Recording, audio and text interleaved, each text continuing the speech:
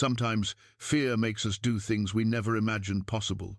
Sometimes a single moment of desperation can change everything we thought we knew about ourselves and the life we've been living.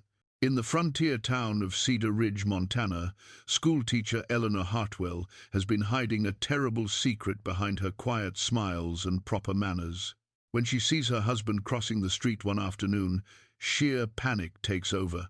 Without thinking, she grabs the hand of the nearest stranger and pretends he belongs to her. But she's made a fatal mistake. The man whose hand she's clutching is Cade Mercer, the mountain man everyone in town fears and no one dares approach. Now the whole settlement is watching and waiting. What kind of marriage drives a woman to risk everything by taking the hand of the most dangerous man in the territory? Before we jump back in, tell us where you're tuning in from, and if this story touches you, make sure you're subscribed, because tomorrow I've saved something extra special for you. The morning sun cast long shadows across Main Street as Eleanor Hartwell arranged the primers on her students' desks.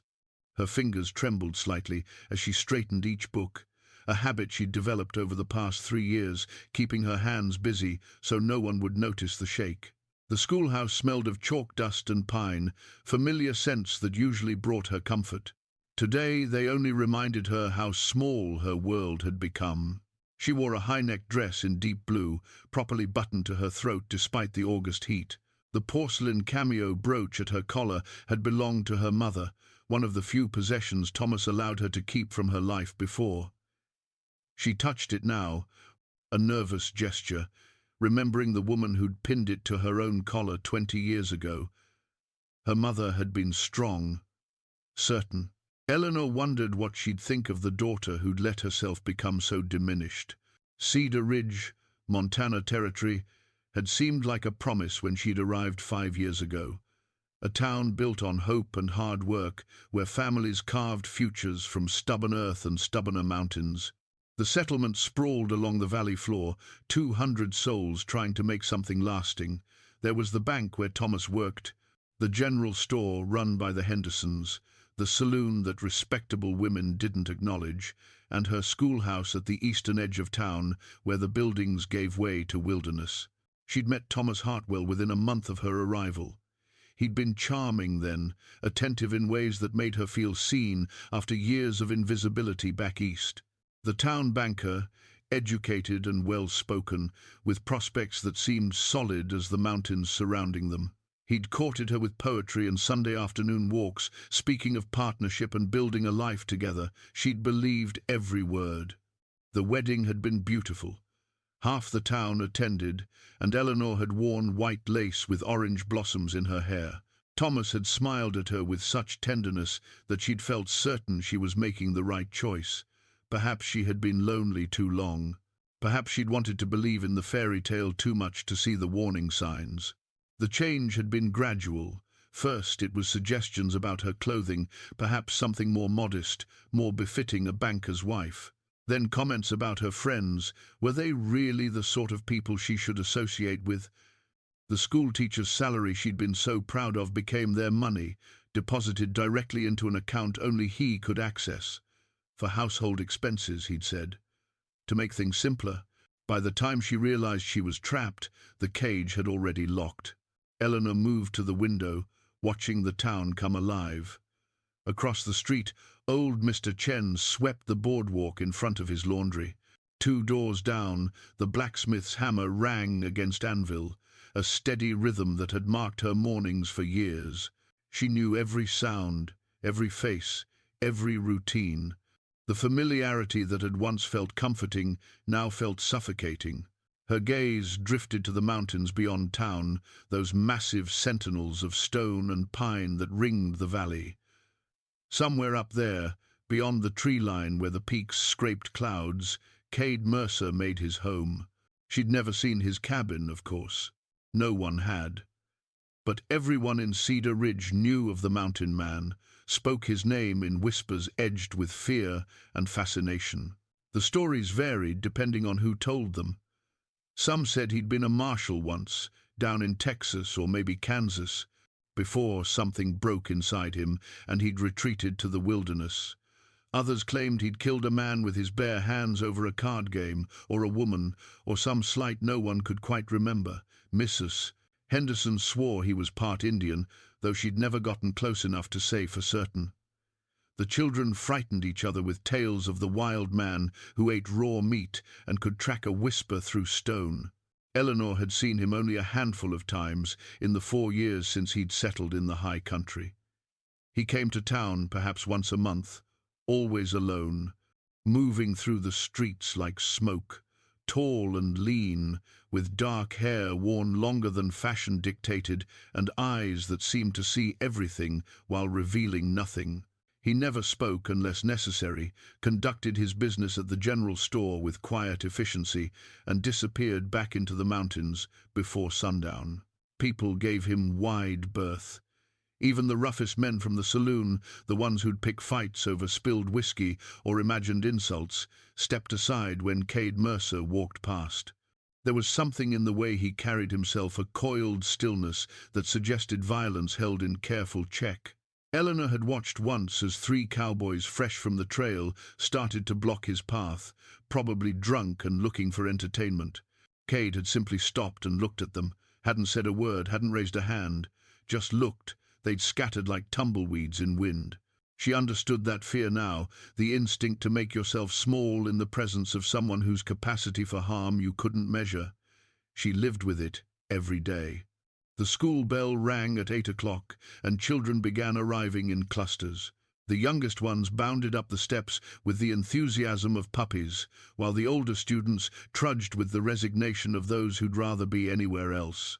Eleanor greeted each by name, noting scraped knees and new growth spurts, missing teeth and hand-me-down dresses. Teaching was her sanctuary. For 6 hours each day, she could focus on conjugating verbs and working sums, on the light that dawned in a child's eyes when understanding finally clicked into place. These children didn't judge her or pity her, they simply needed her, and that need was the closest thing to purpose she had left. "Good morning, Miss Eleanor," said Sarah Chen, Mr. Chen's granddaughter.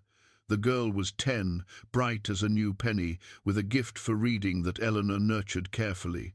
"Good morning, Sarah. Did you finish the chapter I assigned?" The girl's face lit up. "I finished the whole book." Eleanor smiled, a real smile that felt strange on her face. "Of course. Remind me at lunch, and we'll find you something new." The morning passed in the comfortable rhythm of lessons. Eleanor lost herself in teaching long division to the middle students while the youngest practiced their letters. She was explaining fractions when she noticed young Timothy Mason staring out the window, his attention caught by something in the street. "Timothy, are you with us?" The boy blinked, then pointed. "Miss Eleanor, isn't that Mr. Hartwell?" Her blood went cold. She turned to the window carefully, as if sudden movement might shatter something fragile. Thomas stood across the street near the bank, but he wasn't heading inside. He was looking toward the schoolhouse, his posture rigid with the particular tension she'd learned to read like weather signs. He'd been drinking, she could tell from here, from the way he held himself too carefully, the way his jaw set. Something had happened, a business deal gone wrong, perhaps, or some imagined slight he'd nursed into rage over his morning whiskey. It didn't matter what triggered it. What mattered was that he was angry and looking for her. Eleanor's hand went to her throat, fingers catching on the cameo brooch. The bruises on her ribs from last week's episode had finally faded to yellow. Her wrist had stopped aching, where he'd grabbed her 3 days ago when she'd served his dinner 30 seconds too slowly. She couldn't endure another lesson in obedience, not today, not in front of the children who trusted her to be strong. "Children," she said, her voice remarkably steady, "continue working on the problems I've written on the board. I'll return in just a moment." She walked to the door on legs that wanted to run, wanted to collapse, wanted to do anything except carry her toward the inevitable. But she'd learned that running only made it worse. Better to face it, accept it, endure it, better to protect the small spaces where she could still breathe. Eleanor stepped outside, pulling the door closed behind her. The late morning sun seemed too bright, the ordinary sounds of town too cheerful for what was coming. Thomas had started across the street toward her, his gait purposeful, despite the slight uncertainty that betrayed the alcohol. She couldn't let him reach the schoolhouse. Couldn't let the children see. Couldn't let that particular humiliation be added to all the others. Without thinking, without planning, Eleanor stepped off the schoolhouse porch and walked quickly toward Main Street. She needed to intercept him somewhere public, somewhere he'd have to maintain the facade of the respectable banker. Somewhere she might survive whatever was coming with her dignity marginally intact. She was so focused on Thomas, on calculating angles and escape routes from years of practice, that she didn't see the other man until she collided with him. The collision jarred Eleanor from her single-minded focus. She stumbled, would have fallen if not for the hand that steadied her large calused, surprisingly gentle. Her own hand shot out instinctively, grabbing fabric, an arm, anything to keep her upright. For a moment she simply stood there, breathing hard, her fingers wrapped around a stranger's wrist. Then she looked up. Cade Mercer stood perfectly still, his dark eyes fixed on her face with an intensity that should have frightened her. Perhaps it would have on any other day, but she'd already spent her allotment of fear on Thomas, and now there was only desperate calculation. Thomas was 20 yards away and closing. The mountain man was right here, solid as stone. Eleanor made a choice that would change everything. She shifted her grip, lacing her fingers through Cade's as if they belonged there. She stepped closer, into the space a wife might occupy beside her husband. She tilted her head slightly, affecting a casual intimacy she'd never felt with anyone. "There you are," she said, her voice pitched to carry. "I was just coming to find you." Cade's eyes narrowed fractionally. He didn't pull away, but she felt the tension in his arm, saw the slight shift in his stance. He was confused, possibly annoyed, but he hadn't rejected her yet. That was something. The street around them had gone quiet. Not the natural quiet of a peaceful morning, but the electric silence of a town holding its breath. Eleanor felt eyes on them from every direction, from the general store where Mrs. Henderson had frozen mid-sweep, from the saloon where even the early drinkers had emerged to watch, from the open doors and windows of a dozen businesses and homes. She'd just done the unthinkable. She'd touched the mountain man, claimed him, even in front of everyone. Thomas stopped in the middle of the street. Even in her peripheral vision, Eleanor could see the shock on his face, the way his mouth had fallen open in disbelief. The anger that had been building in his expression transformed into something more complex, confusion, humiliation, rage, all swirling together. "Eleanor." His voice carried across the dusty gap between them. "What in God's name are you doing?" She forced herself to meet his eyes, though every instinct screamed at her to lower her gaze, to apologize, to make herself small and harmless. Instead, she kept her hand firmly wrapped around Cade's and lifted her chin. "I'm speaking with my friend, Thomas. Is there something you needed?" The word friend was a lie so transparent it might have been laughable in any other context. Cade Mercer didn't have friends. Everyone knew that. And Eleanor didn't have permission to have friends, certainly not male friends, most definitely not this particular man. Thomas took a step forward, and Eleanor felt Cade shift beside her. The mountain man had remained perfectly still throughout this strange tableau, but now there was a subtle change in the way he stood, his weight redistributed almost imperceptibly. His free hand, which had been hanging loose at his side, moved slightly closer to his hip, where she could see the worn handle of a knife. "Step away from my wife, Mercer." Thomas's voice had taken on the authoritative tone he used at the bank, the one meant to remind people of his position. "I don't know what game she's playing, but doesn't look like a game to me." Cade's voice was quiet, rough from disuse, but it cut through Thomas's bluster like a blade through silk. "Looks like a woman who doesn't want to talk to you." The simple observation hung in the air between them. Eleanor felt something shift in her chest, a small crack in the wall she'd built around her fear. When was the last time anyone had acknowledged what she wanted? When had anyone stood between her and Thomas's will? Thomas's face flushed red. "You have no right to interfere between a man and his wife. Eleanor, come here, now." The command was familiar. She'd heard it 1,000 times, in 1,000 variations.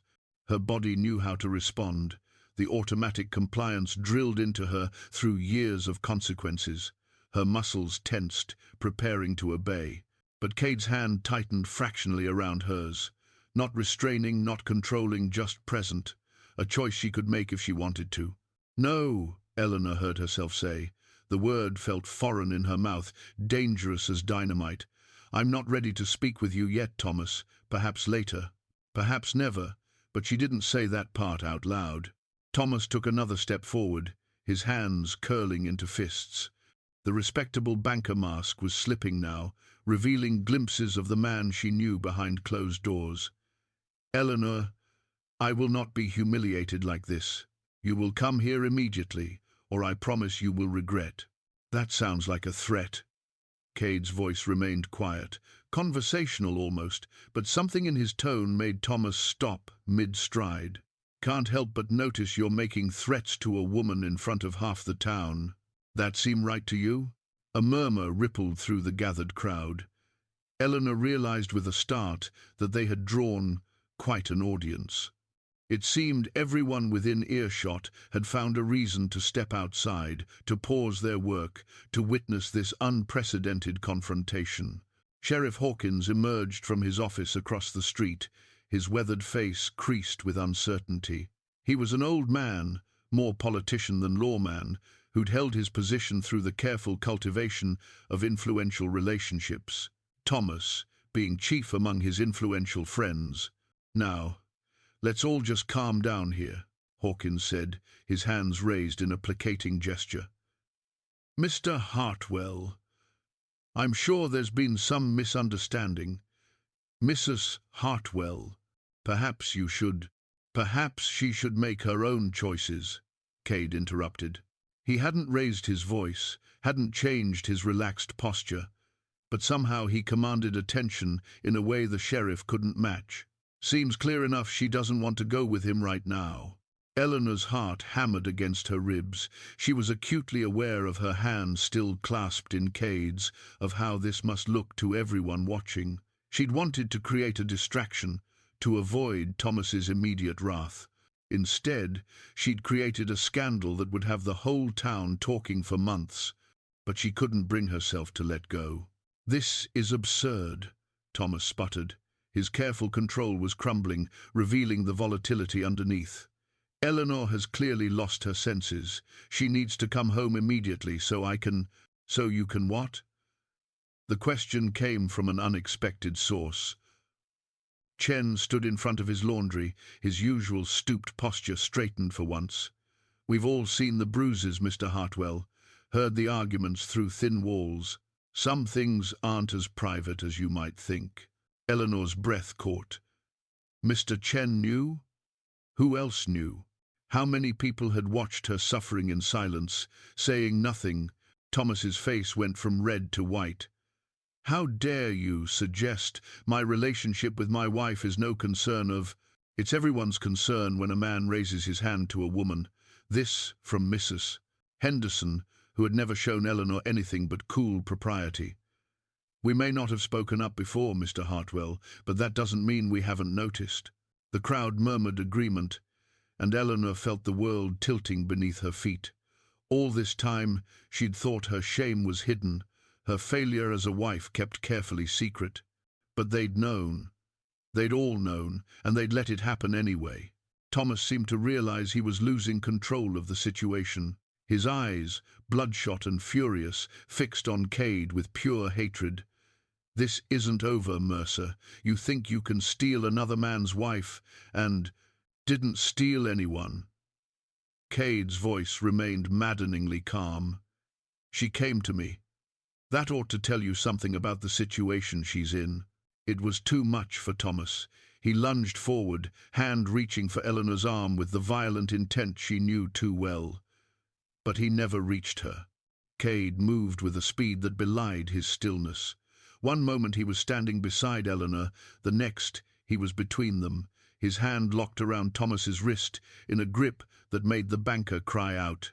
They stood frozen like that, Cade looking down at Thomas with an expression that promised terrible things without a single word spoken. "Don't," Cade said simply. Thomas tried to pull away, but Cade held him effortlessly for another long moment before releasing him with a slight push that sent Thomas stumbling backward. The banker caught himself, his face contorted with humiliation and rage. "This isn't finished," Thomas hissed. "You'll both pay for this. I'll see to it personally." He turned and stalked away, his dignity in tatters, followed by the eyes of everyone on the street. The crowd began to disperse slowly, whispering among themselves, casting glances at Eleanor and Cade that ranged from sympathetic to scandalized to something darker. Eleanor realized she was shaking. Her hand had gone numb where it still gripped Cade's, but she couldn't seem to release it. If she let go, she might collapse. If she let go, she might have to face what she'd just done. "You all right?" Cade asked, his voice lower now that the immediate crisis had passed. Eleanor looked up at him.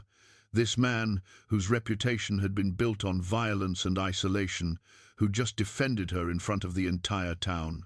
His eyes held none of the pity she'd expected, only a quiet assessment that made her feel seen in a way she hadn't experienced in years. "No," she said honestly, "but I'm better than I would have been if you hadn't been here." Cade studied her for a long moment. Then he nodded once, decisive. "You can't go back to him. You know that." It wasn't a question.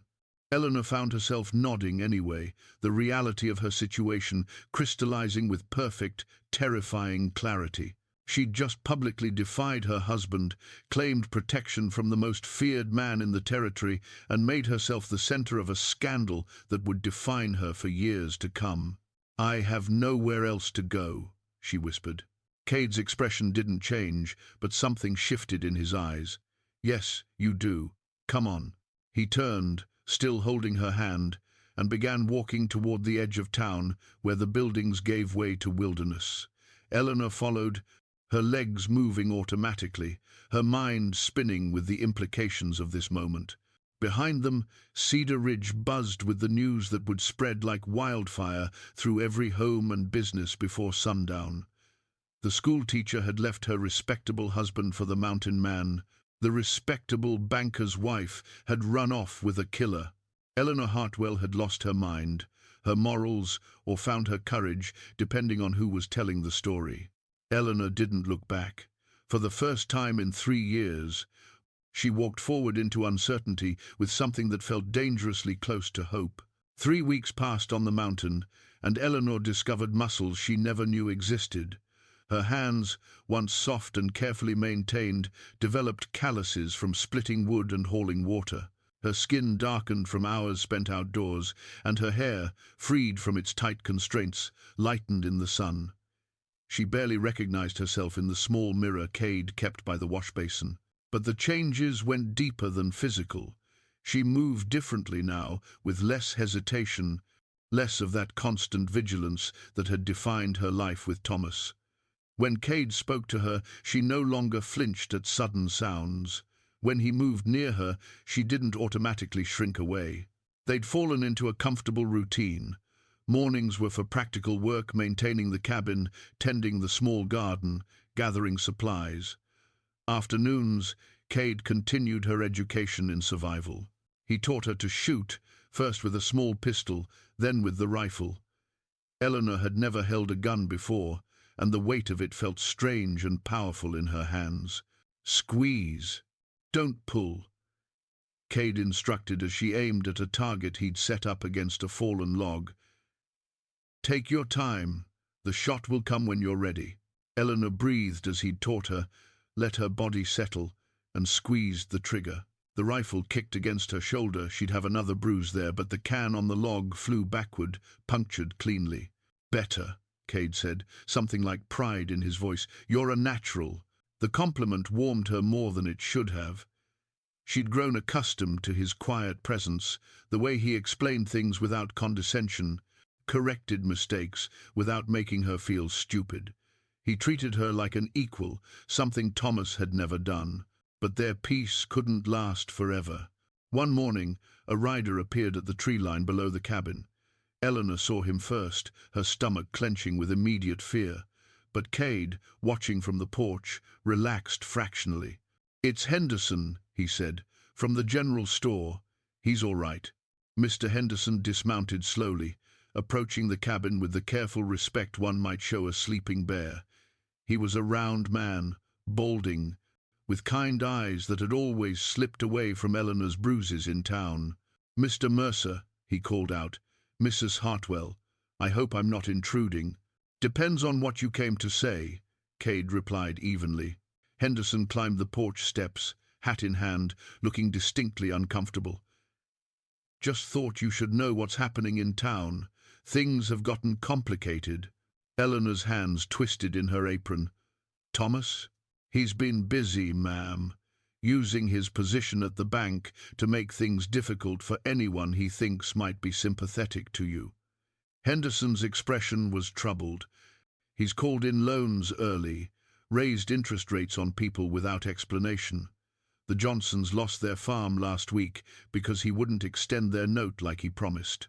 Cade's jaw tightened. "He's punishing people for your choices." "It's worse than that," Henderson continued. "He's been working with Sheriff Hawkins. They're looking for legal grounds to force Mrs. Hartwell back, claiming she's not of sound mind, that she was coerced. And—" he paused, glancing at Eleanor with something like apology. "He's saying the marriage isn't over, that a wife can't simply leave her husband because she's unhappy." "I didn't leave because I was unhappy," Eleanor said quietly. "I left because he was killing me by inches." Henderson nodded. "Some of us know that, ma'am, more than you might think. But Mr. Hartwell, he's a persuasive man, and he controls a lot of money in that town. Money that people depend on." "What else?" Cade asked.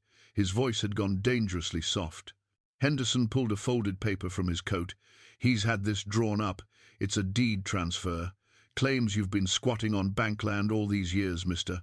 Mercer. Says the property your cabin sits on was part of a loan default from years back, and the bank holds title." Cade took the paper, his face darkening as he read. Eleanor watched him, saw the muscle jumping in his jaw, the white-knuckle grip on the document. "This is false," he said finally. "I bought this land fair and square from old Jacob Winters 8 years ago. I've got the deed filed in the territorial office. Mr. Hartwell says those records were filed incorrectly, that the original owner didn't have clear title to sell." Henderson spread his hands helplessly. "I don't know the truth of it, Mr. Mercer, but he's planning to evict you within the month if you don't comply with his terms." "Which are?" Henderson looked at Eleanor. "That Mrs. Hartwell returns home, and this whole unfortunate incident is forgotten." The silence that followed was heavy with implication. Thomas was using his power to back Cade into a corner, turning Eleanor's presence into a liability that could cost him everything he'd built here. "Tell Hartwell he can take his terms, and—" Cade started. "Wait," Eleanor interrupted. Both men turned to look at her. "Mr. Henderson, what would happen if I went back? Would Thomas leave everyone else alone?" "Eleanor, no," Cade said sharply. "I'm just asking." She kept her eyes on Henderson. "Would he?" Henderson shifted uncomfortably. "He's indicated as much, yes. If you return and things go back to normal, he'll forgive the various financial difficulties he's created. But Mrs.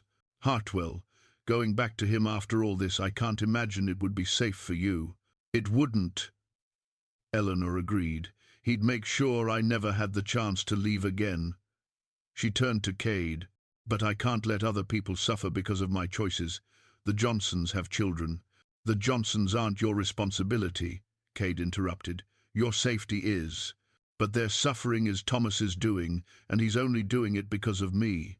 "No," Cade's voice was firm, brooking no argument. "He's doing it because he's a vindictive bastard who can't stand being crossed. That's on him, not you." Eleanor wanted to believe him, but the guilt sat heavy in her stomach. How many people would Thomas hurt to get to her? How far would he go? Henderson cleared his throat. There's something else you should know. Some of us in town, we've been talking. Not everyone agrees with what Mr. Hartwell's doing. We've seen how he treats people who can't fight back, and we don't like it. If it comes to a confrontation, you won't be alone. That could be dangerous for you, Cade warned. Maybe, but some things are worth the risk. Henderson settled his hat back on his head. I should get back before I'm missed. Just wanted you to know where things stand. After Henderson left, Eleanor and Cade stood on the porch in heavy silence. The mountains stretched around them, beautiful and indifferent to human complications. I won't let him force you back, Cade said finally. I don't care what threats he makes. He'll destroy you, take your home, your land, everything. Land can be replaced. You can't. He turned to face her, his expression intense. Listen to me, Eleanor. I've lost plenty in my life. Property, position, peace of mind. I can lose more. What I can't do is stand by and watch him hurt you again. I won't. Eleanor felt something crack open in her chest, a warmth spreading through the fear. Why? Why does it matter so much to you? Cade was quiet for a long moment, his dark eyes searching hers. Because you remind me that there's still something worth protecting in this world. Because you grabbed my hand when you could have chosen anyone, and maybe that means something. Because... He stopped, seeming to struggle with the words. Because I haven't cared about anyone in a long time, and I find that I care about what happens to you. The confession hung between them, raw and honest. Eleanor reached out, her fingers brushing his arm in the same gesture she'd used weeks ago when he'd shared his past. I care about what happens to you too, she said softly, which is why I can't let Thomas destroy everything you've built here. Then we'll find another way. Together. Cade covered her hand with his, and Eleanor felt the calluses on his palm, the strength in his grip. He wants to use the law and money against us. Fine. We'll find leverage of our own. What kind of leverage? A hard smile touched Cade's mouth, and for a moment Eleanor saw the marshal he'd been. Every man has secrets, Eleanor. Even respectable bankers. Maybe especially respectable bankers. We just need to find out what Thomas Hartwell doesn't want people to know. Eleanor thought of her husband, of the careful way he controlled every aspect of his life and hers, of the locked study she'd never been permitted to enter, the business meetings he conducted behind closed doors, the papers he kept in a safe whose combination he'd never shared. I might know where to start looking, she said slowly. The days that followed took on a different quality. Where before Eleanor had been learning to survive, now she was learning to fight back. The shift was subtle but profound, changing how she moved through the world. Cade continued teaching her practical skills, but with new purpose. She practiced with the rifle until she could hit a target at 50 yards. He taught her to move quietly through the forest, to observe without being seen. Small lessons in becoming harder to hurt, harder to control, but Eleanor found her own kind of strength too, one that had nothing to do with weapons or wilderness. She started a journal, using paper and pencil Cade brought from his supplies. In it, she recorded everything she could remember about Thomas's business dealings, the conversations she'd overheard, the visitors who came late at night, the tension in his voice when certain names were mentioned. Patterns emerged that she'd never noticed before, threads of something not quite right. The journal became more than a record. She filled it with pressed flowers from the mountain meadows, sketches of the landscape, observations about the changing seasons. Each page was a reclamation of herself, proof that her thoughts and observations mattered. One afternoon, while Cade was checking his trap lines, Eleanor ventured farther from the cabin than she'd gone before. She found a meadow, carpeted with wildflowers, lupine and Indian paintbrush, columbine and mountain asters.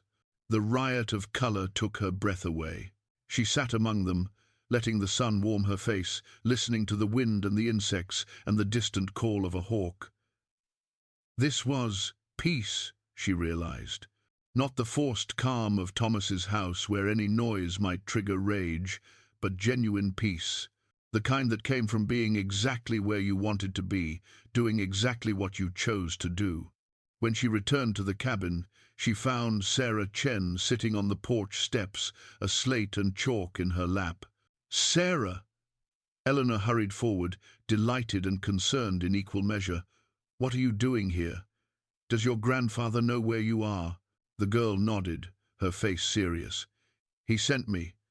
Said I needed to continue my lessons, and if you weren't coming to town, I should come to you." Eleanor's throat tightened with emotion. Mr. Chen was risking Thomas's displeasure by allowing this. "That's very kind of him, and brave. Grandfather says that brave and kind should be the same thing." Sarah held up her slate. "I've been practicing my letters like you taught me. Will you check my work?" They spent the next hour on lessons, sitting in the dappled shade of the porch. When Cade returned, he found them conjugating verbs, Sarah's high voice mixing with Eleanor's patient corrections. He paused at the tree line, watching, and something soft crossed his usually guarded expression. Sarah wasn't the only visitor. Over the following days, other children made the climb. Timothy Mason with his younger sister, the Peterson twins, even surly John Garrett, who'd never shown much interest in schooling before. They came with their slates and readers, hungry for the education Eleanor provided. And they brought news. "Papa says Mr. Hartwell's been drinking more," Timothy reported during one lesson. "Heard him arguing with Sheriff Hawkins outside the saloon, something about papers and evidence. Mama told me the bank rejected their loan extension," added Mary Peterson.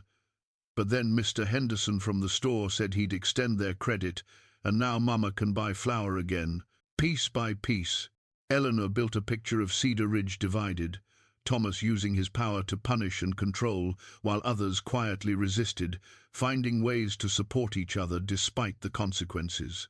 One evening, after the children had gone home, Eleanor sat on the porch with Cade and shared what she'd learned. "The town's splitting," she said. "Thomas thinks he can force everyone into line with money and threats, but some people are choosing differently." "Dangerous choice," Cade observed. "Maybe, but it's their choice to make." Eleanor ran her fingers over the journal in her lap, over the pressed flowers and careful notes. "I think Thomas has been stealing from the bank. Not just mismanaging funds, actually stealing. Some of the things the children have mentioned, about families losing money they'd deposited, about accounts that don't match what people remember." Cade leaned forward, his interest sharpening. "You're sure?" "Not completely. But Thomas always needed everything perfect, completely controlled. That kind of obsession usually hides something, and he kept that study locked for a reason. If he's embezzling, there'll be records. Has to be. Bank examiners come through eventually, and he'd need to hide his tracks." Eleanor nodded slowly. "He kept a ledger. I saw it once, years ago, before he started locking the study. Leather-bound, with brass corners. He was very particular about it, never let it out of his sight during business hours." "That's what we need." Cade's voice held grim satisfaction. "Proof of his theft. That kind of crime supersedes everything else, his reputation, his position, even his rights as a husband. If we can prove he's a criminal, the territorial marshal would have to intervene. But how do we get it? That ledger will be in his study or at the bank, and both places are impossible to access." They sat in silence, watching the sun set behind the mountains. The problem seemed insurmountable. Thomas held all the power, all the access, all the legal authority. They had nothing but suspicions and hope. Then Eleanor remembered something. "There's a third place he might keep records. Thomas has a safety deposit box at the bank. He thought I didn't know about it, but I saw him accessing it once. Box number 47. Cade turned to look at her, his expression thoughtful. "Banks aren't fortresses. They're just buildings with locks, and locks can be picked if you know what you're doing." "You know how to pick locks?" "Learned a lot of useful skills as a marshal, some of them not exactly legal, but effective." He paused. "But even if we get into the bank, into the box, we'd need to do it without being caught. Hartwell's probably watching the place like a hawk. Then we need a distraction, something big enough to draw attention away from the bank. Eleanor's mind raced through possibilities. The Harvest Festival. It's next week, isn't it? The whole town will be there, including Thomas. He'd never miss a chance to be seen as Cedar Ridge's leading citizen. Cade's eyes lit with understanding. While everyone's at the festival, the bank is empty. Not completely empty. There's always a guard. But maybe there's a way around that too. They talked late into the night, planning, adjusting, finding the holes in their scheme and patching them. It was dangerous, possibly foolish, and if they failed, the consequences would be severe. But sitting there in the lamplight, building a plan together, Eleanor felt more alive than she had in years. She was no longer just surviving, she was fighting back, and win or lose, that meant everything. The Harvest Festival dawned clear and bright, the kind of perfect autumn day that made promises of winter seem distant and impossible. From the cabin porch, Eleanor could see smoke rising from Cedar Ridge's cooking fires, could almost hear the distant sounds of celebration. Once, she would have been down there, standing beside Thomas with a fixed smile, playing the role of devoted wife while he worked the crowd. Today, she was preparing for something entirely different. Cade had gone down at first light, dressed in clothes that made him look almost civilized, clean trousers, a pressed shirt, his hair trimmed by Eleanor's careful hands the night before. He'd blend into the festival crowd, just another settler enjoying the celebrations. No one would connect him to the bank across the street. Eleanor waited, counting the minutes, her stomach tight with anxiety. So much could go wrong. The guard might not leave his post. Thomas might suspect something. The ledger might not be where she remembered. A dozen different disasters played through her mind.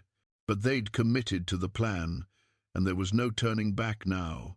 2 hours after Cade left, Eleanor saw the signal smoke from a controlled fire on the eastern ridge, 2 distinct columns that meant the coast was clear.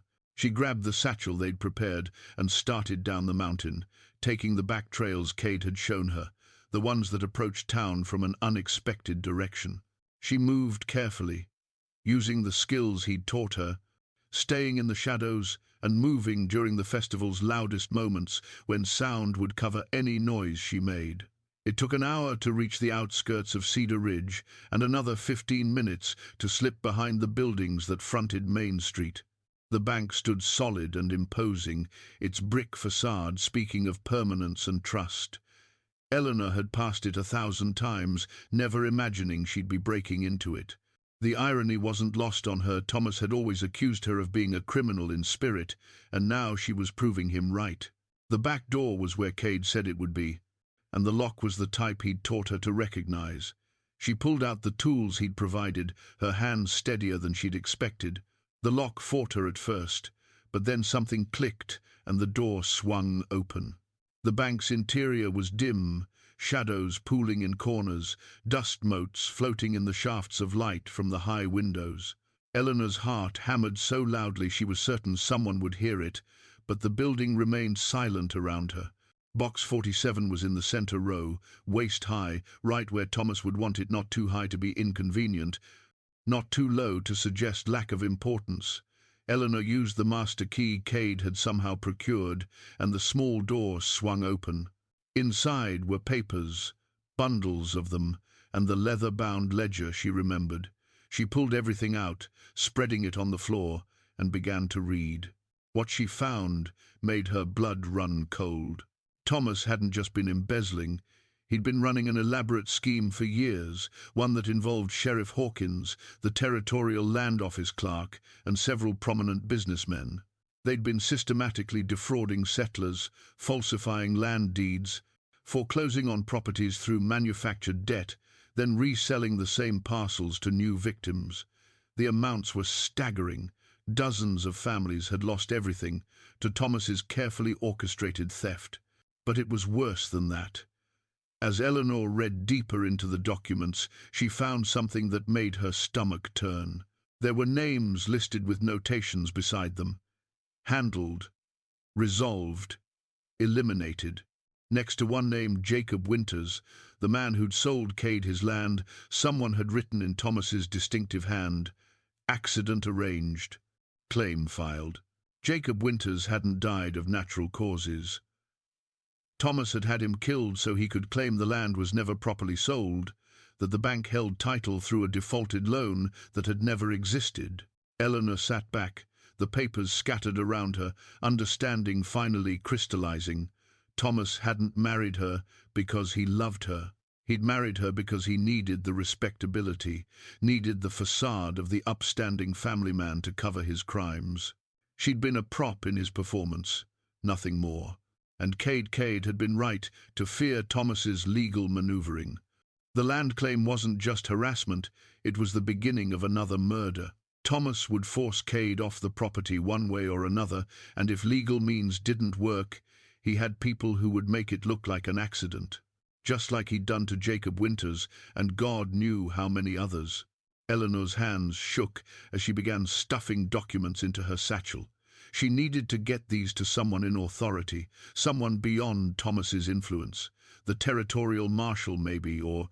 A sound made her freeze. Footsteps on the wooden sidewalk outside. She'd been so absorbed in her discovery that she'd lost track of time. Had the guard returned early? Had someone seen her enter? Eleanor scrambled to shove the remaining papers back into the box, her fingers clumsy with fear. She got the box closed and locked just as the front door rattled. Someone was trying the handle. She ran for the back door, clutching the satchel, her footsteps loud in the empty building. Behind her, she heard the front door open, heard a voice call out, "Who's there? This is bank property." Eleanor burst through the back door into the alley and ran. She didn't look back, didn't pause to see if she was being followed. She just ran, her skirts tangling around her legs, the satchel banging against her hip, her breath coming in panicked gasps. She made it to the tree line, crashed into the undergrowth, and kept going. Behind her, she heard shouts, but they grew fainter as she climbed. The forest swallowed her, and she used every trick Cade had taught her to cover her tracks, to become invisible. It took 2 hours to reach the cabin. Cade was already there, pacing the porch, his face tight with worry. When he saw her emerge from the trees, relief washed over his features. "Thank God," he said, catching her as she stumbled up the steps. "I heard shouting from town, thought maybe." "I got it," Eleanor gasped, holding up the satchel. "But Cade, it's worse than we thought, so much worse." They went inside, and Eleanor spread the documents across the table. As Cade read, his expression darkened, shifting from concern to rage to something harder and colder than Eleanor had ever seen. "He had Jacob killed," Cade said finally, his voice deadly quiet. "Old Jacob, who never hurt anyone, who sold me this land because he wanted to retire somewhere warm. Thomas had him murdered. There are others too. Look at this list." Eleanor pointed to the notations.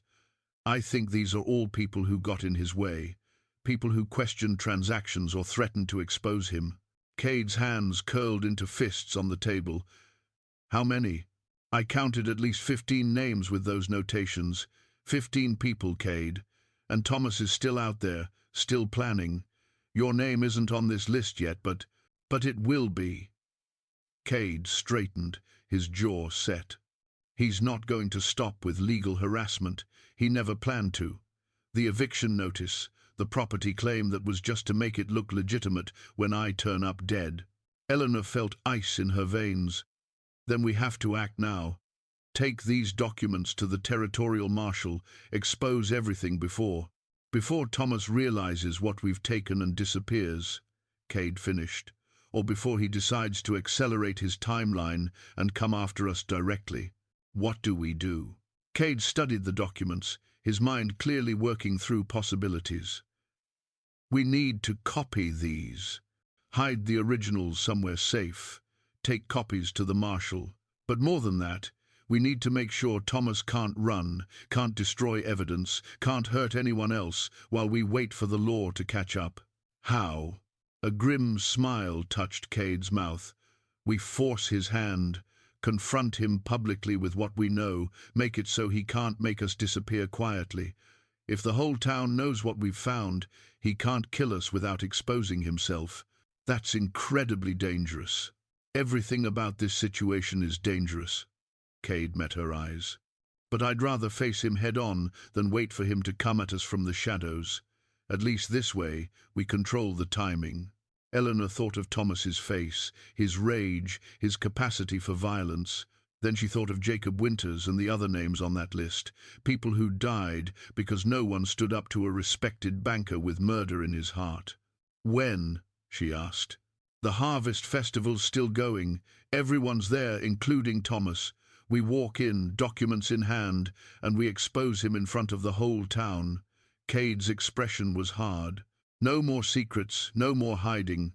We end this today. Eleanor's heart raced, but she nodded. They'd come too far to turn back now. She'd stopped being a victim the moment she grabbed Cade's hand on that dusty street. Now it was time to stop being prey and become something Thomas had never expected, a woman willing to fight back. "Let me change into something more practical," she said. Cade nodded approval. "Wear the gun belt I gave you. And Eleanor, no matter what happens down there, you stay close to me. Understand?" "I understand." As Eleanor changed clothes, strapping on the small pistol Cade had taught her to shoot, she caught sight of herself in the mirror. The woman looking back at her was almost unrecognizable from the one who'd fled Thomas's house weeks ago. Stronger, harder, more certain. She touched the cameo brooch at her throat. She'd kept wearing it, a reminder of where she'd come from and how far she'd traveled. Then she pinned it inside her shirt, close to her heart, and turned to face whatever came next. Thomas had built his empire on secrets and fear. Today, Eleanor and Cade were going to burn it all down. They descended the mountain as the afternoon sun slanted toward evening, the harvest festival's sounds growing louder with each step. Music drifted up from the valley fiddles and guitars, laughter and shouted conversations. Under other circumstances, it might have been welcoming. Today it sounded like a gathering storm. Cade moved with purpose, the leather satchel containing copied documents slung across his shoulder. Eleanor walked beside him, feeling the weight of the pistol at her hip, the solid presence of ammunition in her pocket. She'd never imagined herself armed, walking into confrontation like this. But then, she'd never imagined a lot of things that had become her reality. As they reached the outskirts of town, Cade stopped, his hand on her arm. "Last chance to reconsider," he said quietly. "Once we start this, there's no taking it back. Thomas won't forgive it. The town won't forget it. Everything changes from here." Eleanor thought about the names in that ledger: Jacob Winters, Mary Thornton, James Chen, Sarah's uncle, whose death everyone had assumed was a riding accident. 15 people, maybe more. Their lives ended to protect one man's greed. "I'm done hiding," she said. "Done being afraid. If we don't stop him now, how many more names get added to that list?" Cade studied her for a long moment, then nodded. "Stay close. Watch for the sheriff. He's dirty, but he's also a coward. If shooting starts, he'll look for cover before he looks for targets." "If shooting starts? Hartwell's got men. We knew that going in." Cade's expression was grim. "He can't afford to let us walk out of there with this information. He'll try to silence us one way or another." Eleanor's mouth went dry, but she forced herself to nod. "I understand." They walked into Cedar Ridge just as the festival reached its peak. Main Street had been transformed.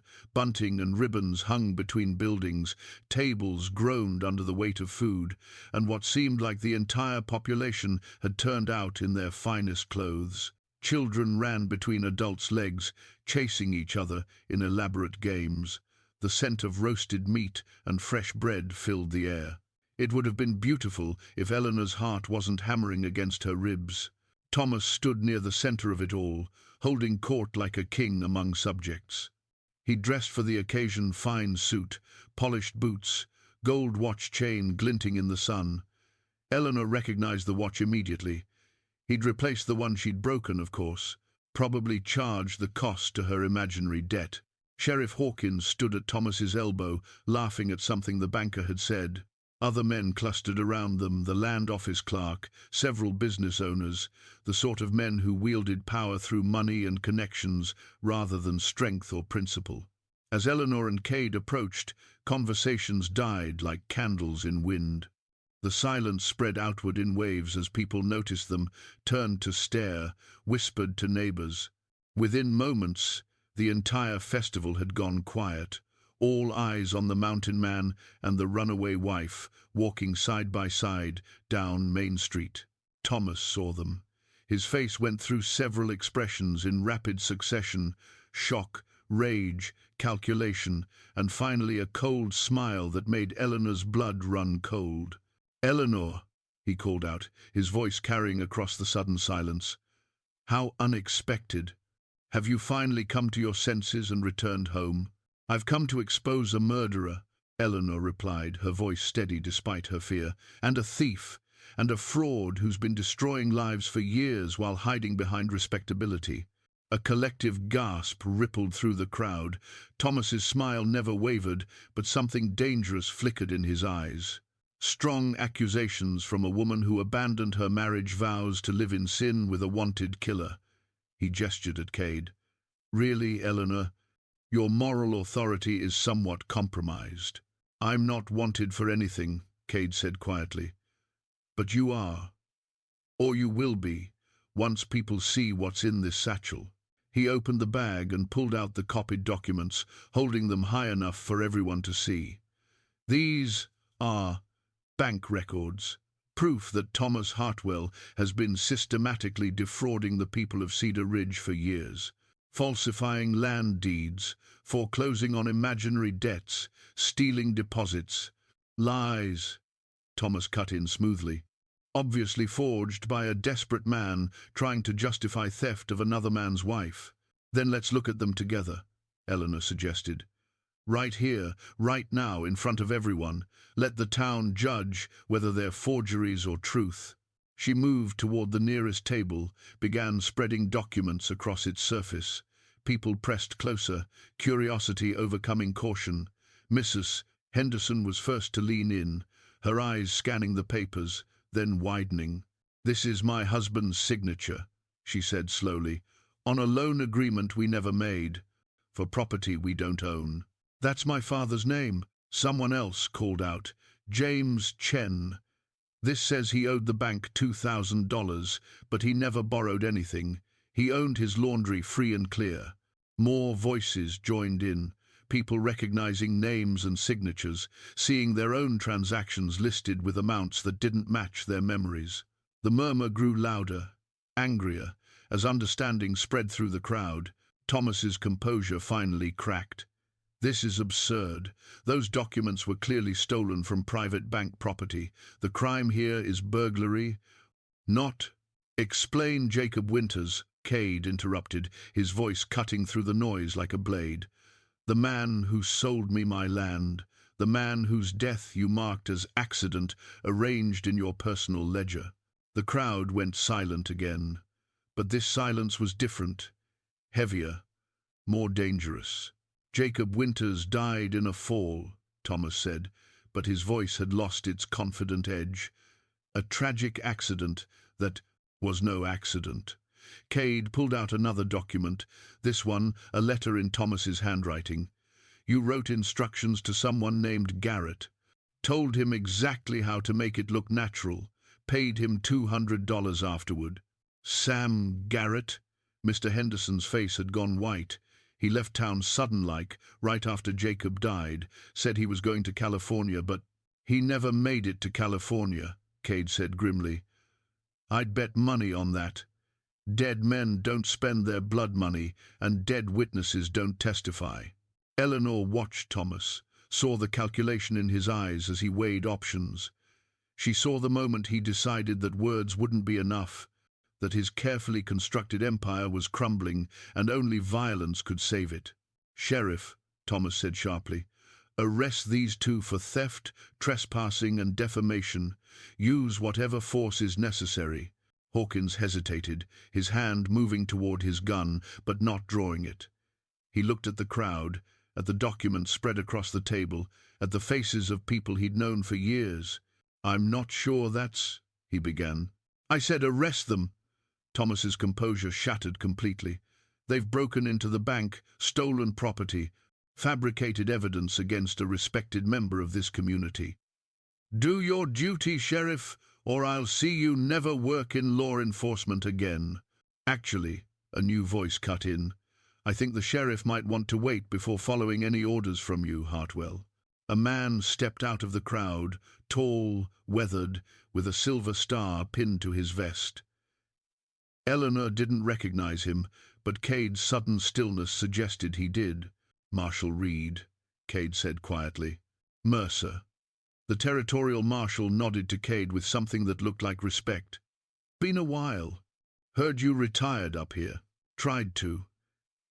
Didn't quite take." Reed moved to the table, began examining the documents with the practiced eye of someone who'd seen plenty of evidence in his career. His expression grew darker with each page he turned. "How long have you been here?" Eleanor asked, confused. "Got into town this morning." Reed didn't look up from the papers. "Henderson sent word 3 weeks ago that something wasn't right with the bank. Said people's accounts were disappearing, families losing property under suspicious circumstances. Thought I'd come see for myself." Eleanor glanced at Mr. Henderson, who stood at the edge of the crowd, looking uncomfortable but determined. He'd been working against Thomas all along, quietly gathering evidence, calling for help. She felt a surge of gratitude. "Those documents are forgeries," Thomas insisted, but his voice had lost its power. "Any fool can see.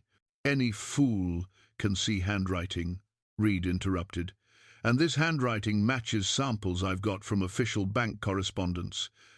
Unless you're claiming someone forged your entire filing system?"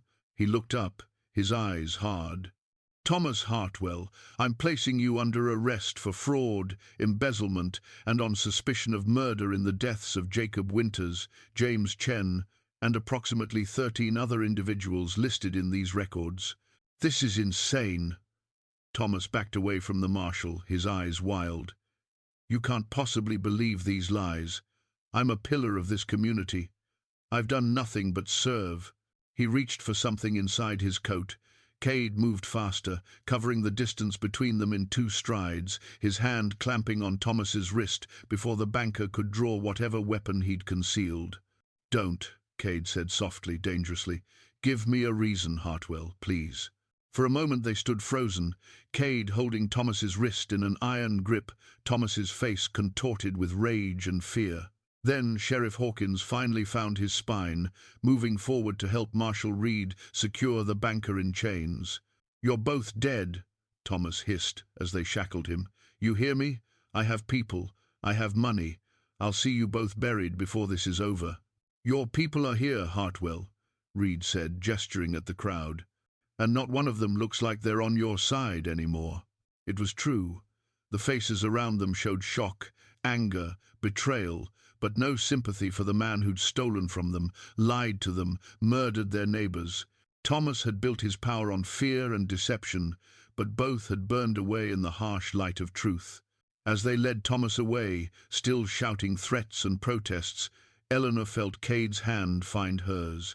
She gripped it tightly, feeling the tremor in her own fingers, the adrenaline crash beginning to set in. "Is it over?" she asked quietly. "Not quite," Cade replied. "There'll be a trial, testimony, legal proceedings. Could take months, and some of his hired men might still be around, might try to make good on his threats. But the worst of it?" Cade looked down at her, his dark eyes softer than she'd ever seen them. "Yeah, the worst of it's over. You're free, Eleanor. Really free." The word settled over her like a benediction. Free.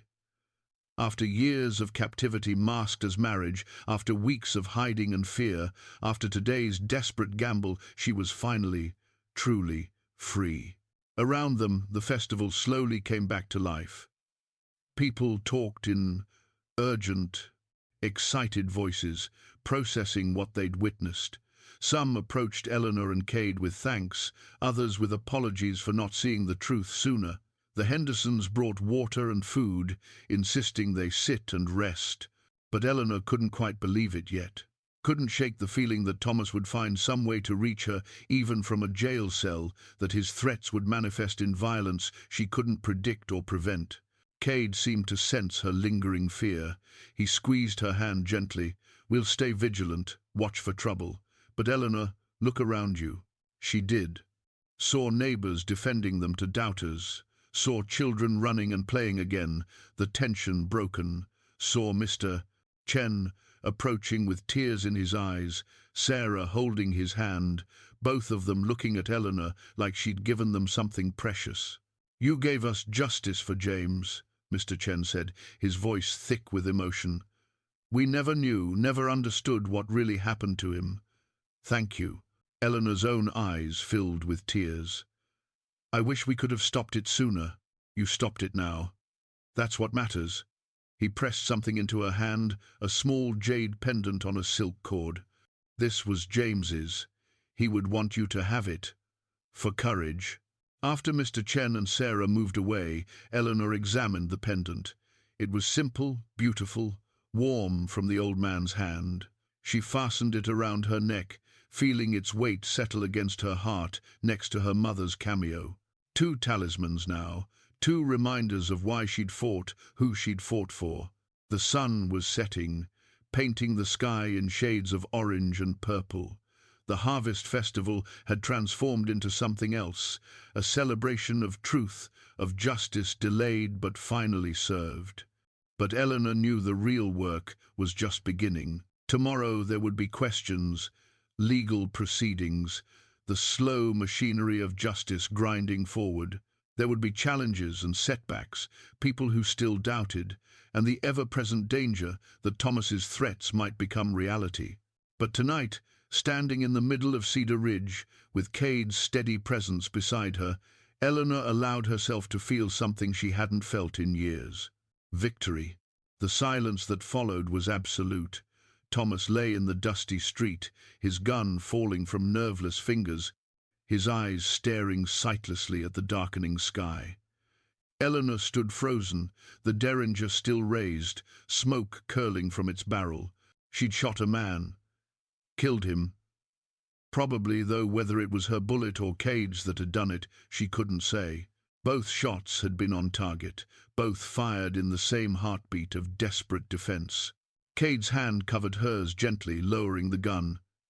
"It's all right," he said quietly. "It's over now. Really over." Marshal Reed moved forward cautiously, checking Thomas's pulse, then shaking his head. Behind them, the last Morrison brother threw down his weapon, hands raised in surrender. Other men emerged from hiding to secure him, their faces grim but determined. Eleanor couldn't stop staring at Thomas's body. 3 years of fear, of walking on eggshells, of carefully managed terror, ended in a single moment of violence. She should feel something, shouldn't she? Relief, or grief, or guilt. Something. Instead, she felt numb. "Mrs. Hartwell?" Marshal Reed approached carefully, his badge catching the torchlight. "I need to ask you some questions about what happened here." Eleanor found her voice, though it sounded strange to her own ears. "He was going to shoot Cade. I couldn't let him." "I saw it," Mr. Henderson said, stepping forward. Others nodded agreement. Mrs. Chen, the Peterson family, 6 witnesses who'd seen Thomas raise his gun, seen the murder in his eyes. "Self-defense," Reed said definitively. "Both your shots. Man escaped custody, killed the sheriff, attempted to murder 2 witnesses to his crimes. About as clear-cut as it gets." He paused, his expression softening. "I know it doesn't feel that way right now. Taking a life never does, even when it's justified. But you saved lives tonight. Your own, Mercer's, probably others, if Hartwell had gotten his way." Eleanor nodded numbly. Cade's arm came around her shoulders, solid and warm, anchoring her to the present moment. The town doctor arrived, confirming what everyone already knew. Thomas Hartwell was dead, so was Sheriff Hawkins. The Morrison brother Eleanor had would survive to stand trial alongside his sibling and their accomplice. As the bodies were covered and carried away, as order slowly returned to the shattered festival, Eleanor felt the enormity of what had happened settling over her. She'd killed her husband. Whatever the circumstances, whatever the justification, that truth would be part of her forever. "Come on," Cade said gently. "Let's get you somewhere quiet." He led her to the church, away from the crowd and the chaos. Inside, the sanctuary was dim and peaceful, lamplight flickering on the simple wooden pews. They sat together in the back row, and Eleanor finally let herself break. The tears came hard and fast, years of suppressed emotion pouring out. She cried for the woman she'd been when she arrived in Cedar Ridge, full of hope and dreams. She cried for the marriage that had been a lie from the start. She cried for Jacob Winters and James Chen and all the others whose names were in that ledger, whose lives had been stolen by a man she'd once promised to honor.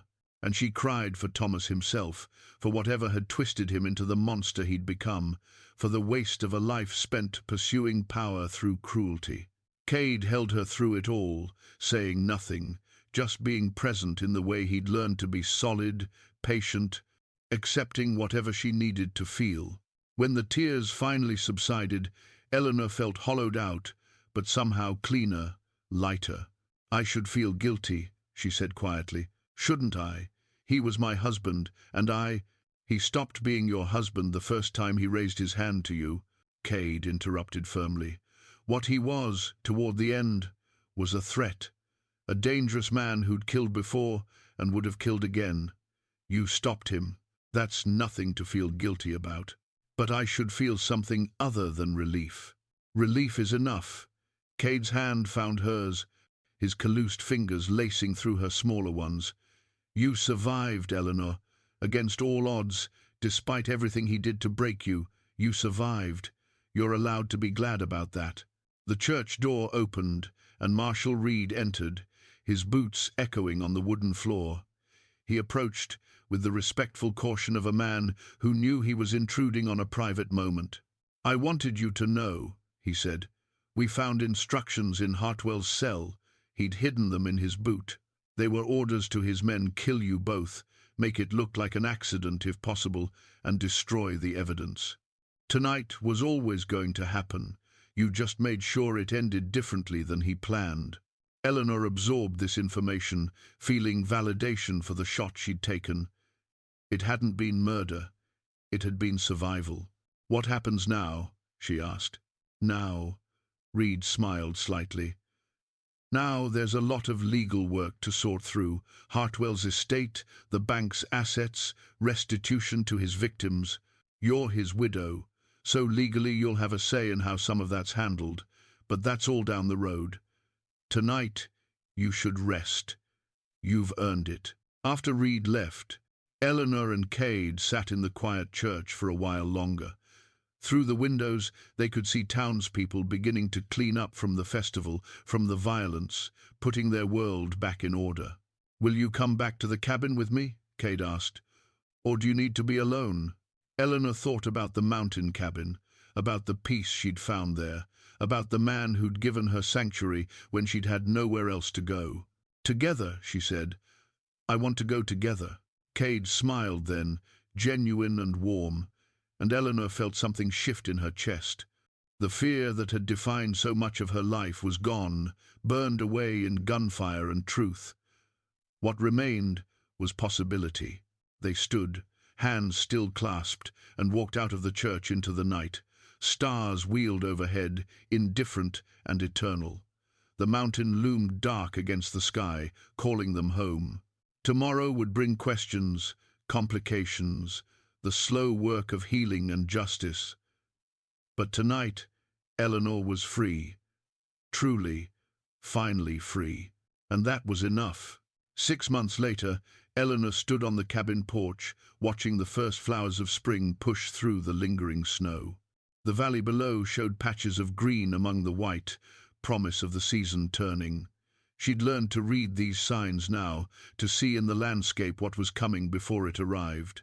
The winter had been long but not lonely. She'd spent it in the cabin, working through the legal complications of Thomas's death and the restitution process. Marshall Reed had been as good as his word. The bank's assets were frozen, examined, and gradually returned to those Thomas had defrauded. The Johnsons got their farm back. The Petersons received compensation for years of inflated interest. James Chen's family was given the laundry outright, deed free and clear. Eleanor had kept nothing from Thomas's estate except her mother's cameo and the books from her teaching days. Everything else went to his victims, as it should have. The town had slowly come to terms with what had happened.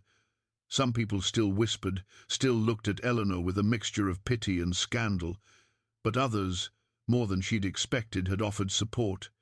Mrs. Henderson brought fabric for new dresses. Mr. Chen sent tea and herbs.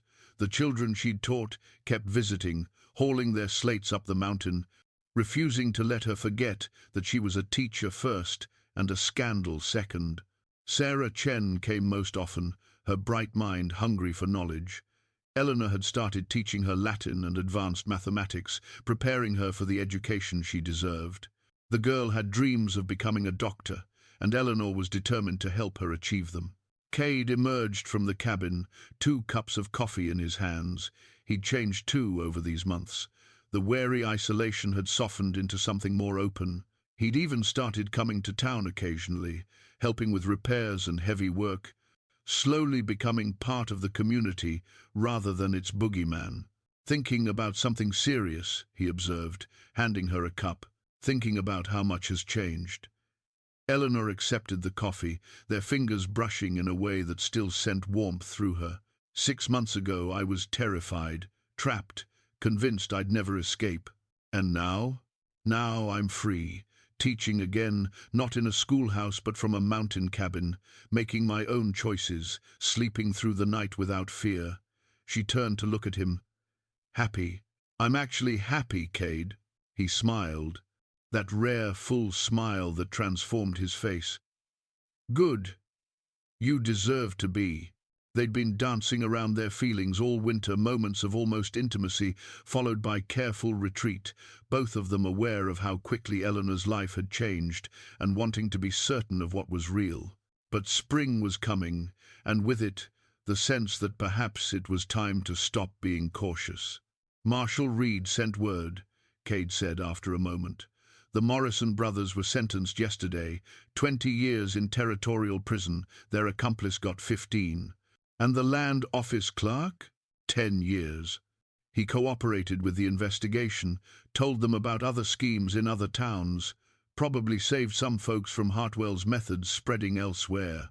Eleanor nodded, taking satisfaction in the justice served. It wouldn't bring back the dead, wouldn't undo the suffering, but it was something. An acknowledgement that actions had consequences, that power didn't exempt someone from accountability. A rider appeared on the trail below Mr. Henderson on his sturdy mare, a bundle strapped behind his saddle. He'd taken to making deliveries to the cabin, bringing supplies and news, serving as their connection to town. "Morning," he called as he dismounted. "Got mail for you both," and Mrs. Henderson sent bread and preserves. The mail included a letter from the Territorial Education Board. Eleanor opened it with trembling fingers, read the contents, and felt tears prick her eyes.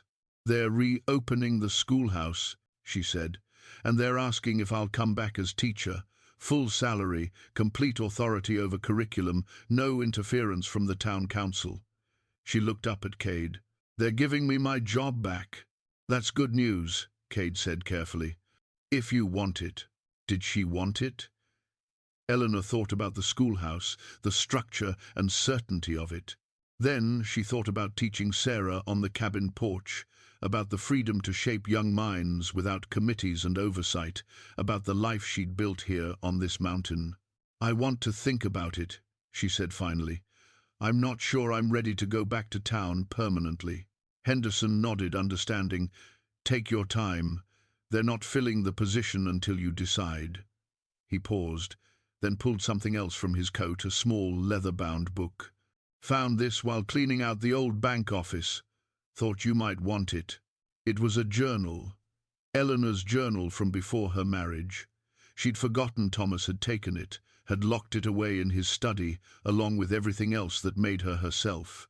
Now it was back in her hands, pages filled with her younger self's hopes and dreams and observations about the world.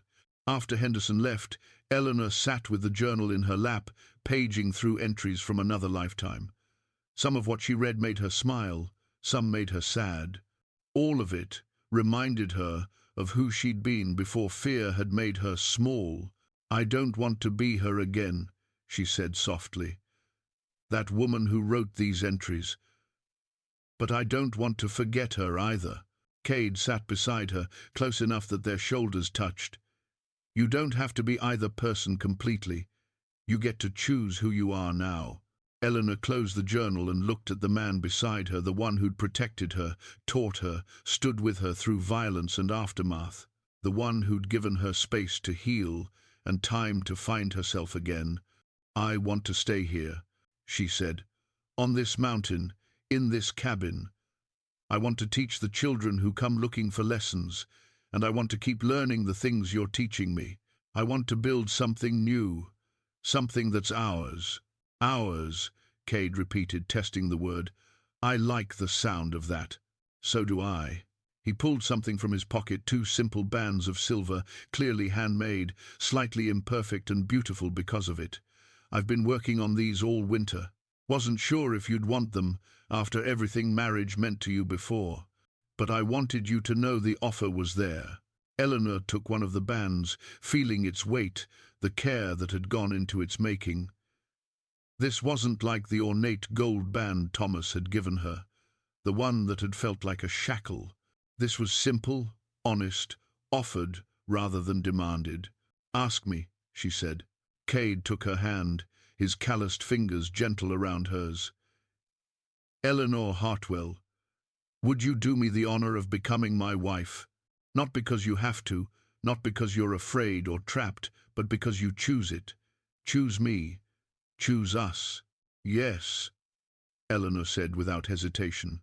"Yes, I choose this. I choose you. I choose us." He slipped the ring on her finger, and she did the same for him.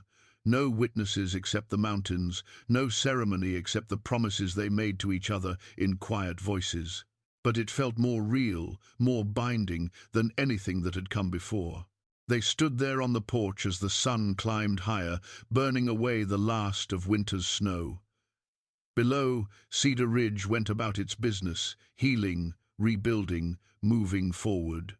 And above, on the mountain everyone had once feared, two people who'd found each other in desperation, discovered something better in peace. Eleanor had grabbed a stranger's hand to hide from her husband, never knowing he was the mountain man everyone feared. But fear, she'd learned, was just a story people told themselves. The truth was more complicated, more human, and infinitely more hopeful. She'd been seeking safety and found freedom instead. She'd been running from one man and run toward another, and in the process, she'd discovered that sometimes the most terrifying choice was also the one that saved you. The wind sighed through the pines, carrying the scent of spring and possibility. Eleanor squeezed Cade's hand, feeling the solid reality of him beside her, and smiled at the future they'd build together. One choice at a time, one day at a time, one moment of courage leading to the next, until fear was just a memory and freedom was as natural as breathing. This was her story now. Not the one Thomas had written, not the one the town whispered, but the one she was choosing for herself. And it was just beginning.